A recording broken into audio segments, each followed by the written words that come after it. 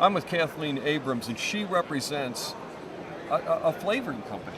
And this is very interesting because I've always wondered about flavors, and here's a chance to see a part of the industry that probably a lot of the people, coffeecompanion.com members, really aren't as familiar with.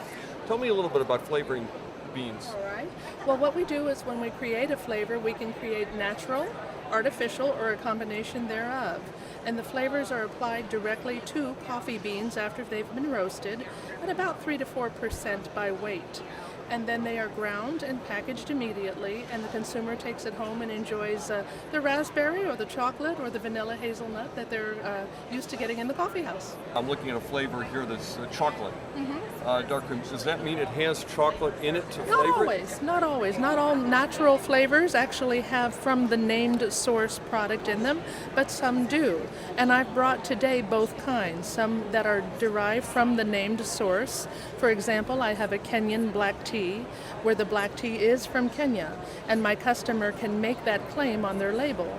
And I also have my dark cocoa creme, and there isn't any cocoa in it. What is it? You're saying there's something else that's natural. That's but right. It tastes like But cocoa. giving the cocoa aromatics and the cocoa flavor. Probably a number of members of my blog would never claim they would never touch a flavored coffee. Yeah. Well, you know, it's funny because I really feel that flavored coffee has sometimes been given a reputation of being so because it wants to cover up a bad coffee. That isn't so. My flavors are as good as the coffee is. I never offer a flavor to cover bad coffee because my flavor will taste bad on bad coffee. So I have flavors for the top of the line coffee, and if you give me that, I'll give you a top of the line flavor.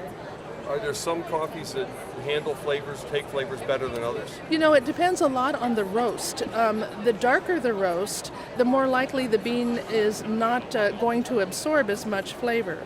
So an ideal roast would be an Arabica bean on a Viennese or medium roast. That would hold a lot of good flavor. I go back and forth in my mind about coffee without cream and sugar. I know a lot of purists who claim, oh, no. Is that really fair? You know, my feeling is that I am of a different philosophy at different times of day. In the morning, I don't necessarily want a flavored coffee, a little too much impact, a little too much sweetness. I want that good shot of Java. By the time I'm ready for dessert, I could skip my chocolate cake and have my chocolate flavored coffee. I think there's space for all venues. The other thing I ask is, when people say they only drink coffee with sans sugar or cream, I ask them what they think the market would be for unsweetened chocolate. Good analogy, good analogy.